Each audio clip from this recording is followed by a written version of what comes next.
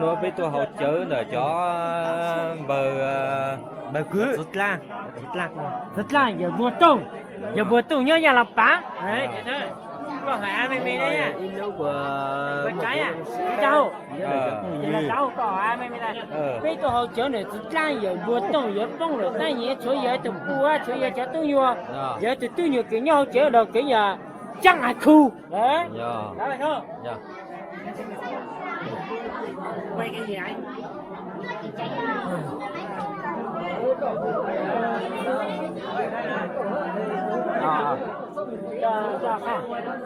ra khai giả quốc cháu cứ tục phải là cát thôi phải là cây này là cây để là cây đấy là cát này đấy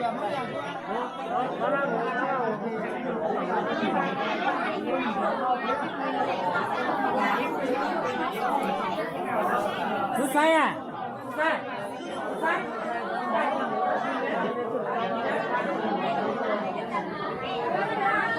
lo cha tôi chua cha tôi nói là tôi nói là nó là cái chú đấy chú là chú tôi hay là có tiền được còn chú mấy cũng được đây đó là tiền não lúa nha não lúa nha đây tiền nào mùa có dạ qua cho cái đó tiền não lúa nha nó phải là cái tuổi ta này ta nửa chỉ nhà bây giờ mua nó bị bây giờ chỉ 6 tỷ tuổi mà làm được tới nữa này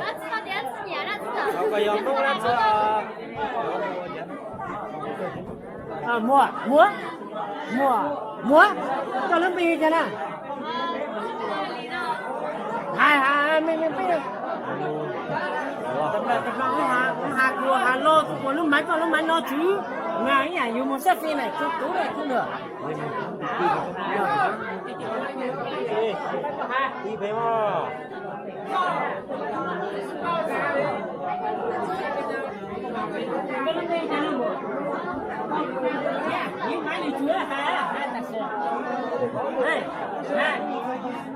tao mua giờ á bà xài á tao mua giờ á tao ra đâu giờ bên nó có chào lùn nó bên nhau rồi giống mua nó giờ tôi cơ là xa tôi là ôn luôn tôi không dùng nữa đó là sao chỉ nữa này nhưng mà giờ tao mua giờ bên nó có chào lùn nó bên nhau rồi tôi nói là có cái gì nhà nó gì mà muốn vàng ra muốn vàng lên mà tôi muốn nó nhóc phải làm cay nó phải nuôi đi nó đi ra xí vàng ra đây cũng giờ muốn vàng trong xa phố rồi đấy bây giờ chết tới chơi chết xuống nhanh nè chết lớn nè chết xuống nhanh chết tới chơi我哋夜bây giờ có chả bây giờ chỉ nên cái con nẻo của trái giờ để cho con nẻo để dùng mua có con nẻo là chút trái giờ bây giờ không có trái được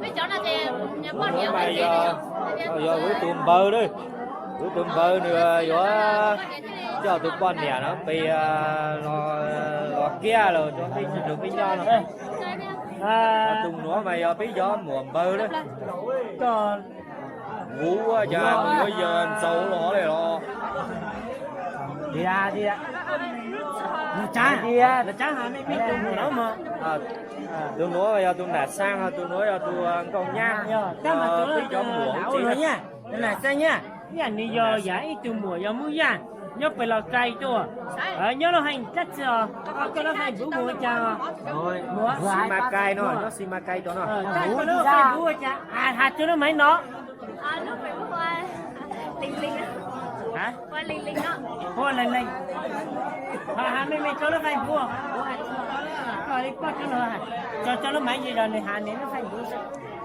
có lúc phải bún hoa thì linh linh đó vậy thì nên xã to của tôi phải biết là giờ xã tông là nên hai đứa sợ còn đứa sợ lúc xã to lúc phải biết tiền linh đó Lily nó lắm. Linh linh. Linh linh đó. Linh nhá. Cái là số cái phải bữa rồi. Đi nữa là bị lò rồi. Ta bị hà bị cái cú là sự nhiều cái nha. Nó phải giờ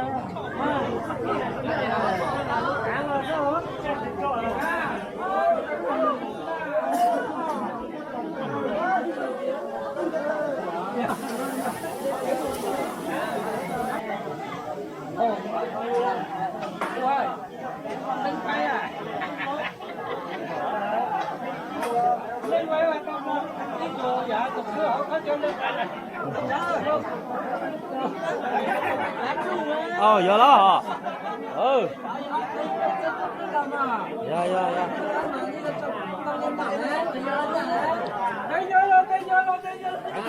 Dạ. Đọc là họ cút lá nó cho này. Còn tôi chạm về cái con nó còn chơi nữa nó là mua. Nói đi giảng nó chắc tỏ họ cút lá đó. Chẳng mua nó mà đi nhiều luôn. Họ rất tối đó nó mà. Trang lúc con tôi xem tí ra. Sẽ Đi trừ nó. Trừ vậy.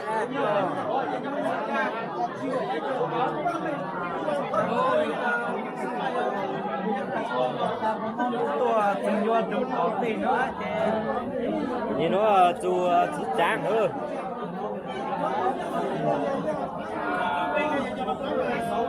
Thôi Cầu đi hả? đi cùng nhon làm mà hầu mà chỉnh hầu lúc lá chụp củ đi à. Lấy chè. Chỉ có tuần nó ít hậu lắm xua chè. Chỉ có. Thì nó sớm rồi, nó say ra.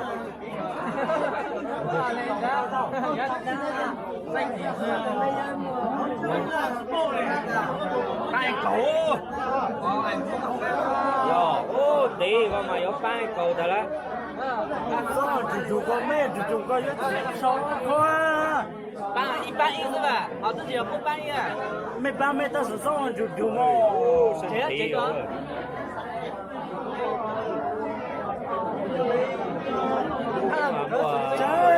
Luôn một chữ làng nó một đấy hả? Tao chở chàng á giờ. Bi làng rồi đó hả luôn đó.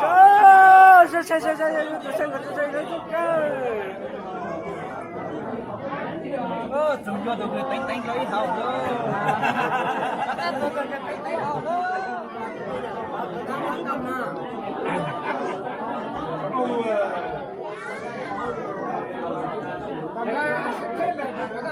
Hả? Chưa cũng lưu giờ cũng là riêu cũng cho hả? Dạ cũng lưu thì Mình có thể xem.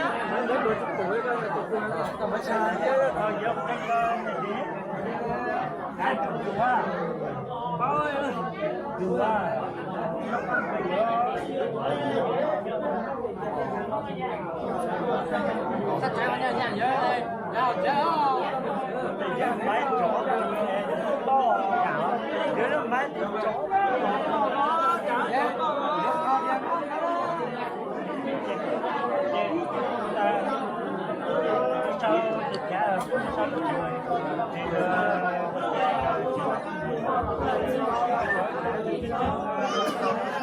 nói rồi. Người ta.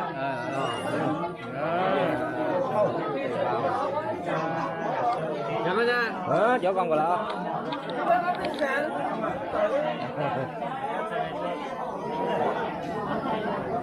sau nó dấu chỉ sau cục lá đấy. Rồi, sao tụi cục lá đâu? Rồi. Sao tụi lá tôi chỉ sao nó chủ ơi.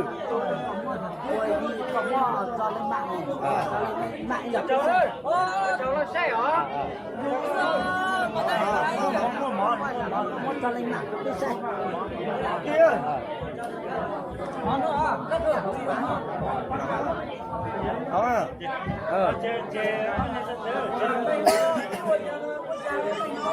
tôi nói tụi bờ cứ nhau chỉ thì nó là chủ nhà đấy, nó chủ nhà.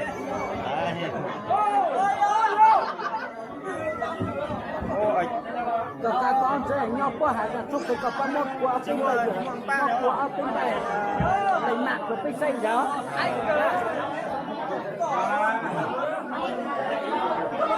Trời đó lon câu nó ở đây.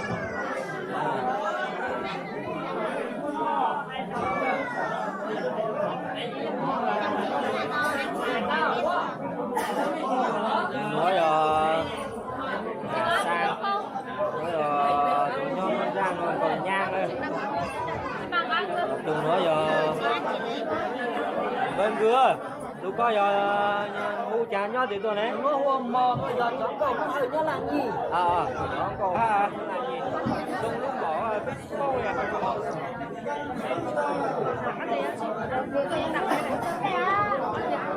Còn đủ có hầu nha, đủ có hầu nha. Cái hồ thông cảm như là quay những người xinh gái nhất rồi nha. Ở đây ba đứa này xinh gái nhất rồi còn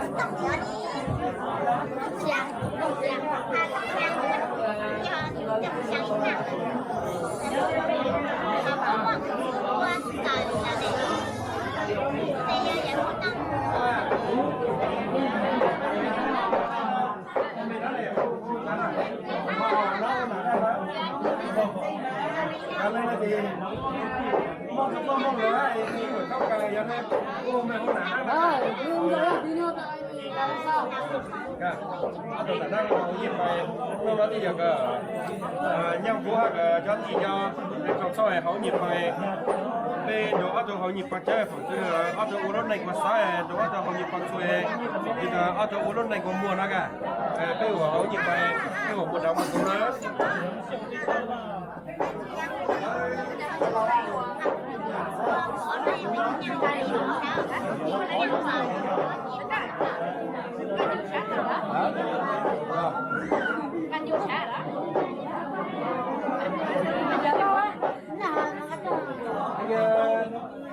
Mời em chú rượu chén nhỉ?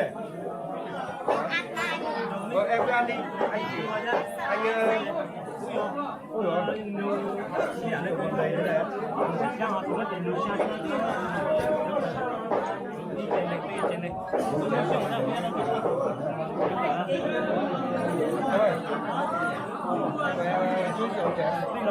Em tên là gì nhỉ? Màu á? Em ở đâu? Làng Nhì á? Làng Nhì là... Làng Nhì là đi cái đường to to ở dưới kia lên kìa. Vâng. Anh ở Lào Cai cơ. Anh ở Lào Cai lần đầu tiên ra đây thì chưa biết làm gì. Lần đầu tiên ra đây. Anh ở Bắc Hà.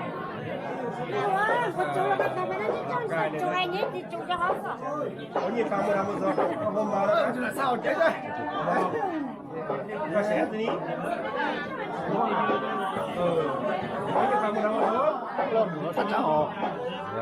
Có sao cái cho mình cái ảnh là liệu cái ship tăng là siêu. Lên mà.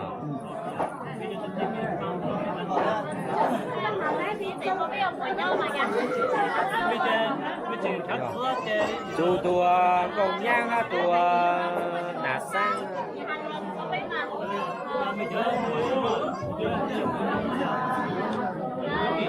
Có sao cả món chúng qua là cho tụi một quay xí ơi.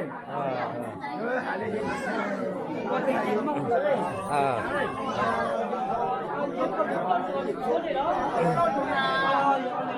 giờ mua cho chị cô nó mà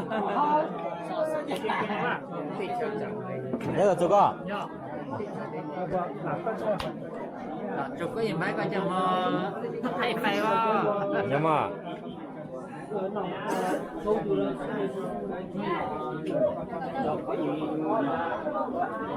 hù lột tông qua bạc qua cái hù luôn mày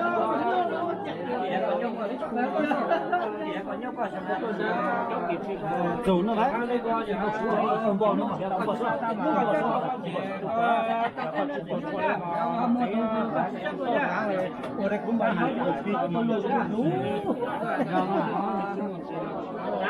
hả cái máy cho nhìn nó qua thay sao mà máy ra nhưng mà ra máy mình máy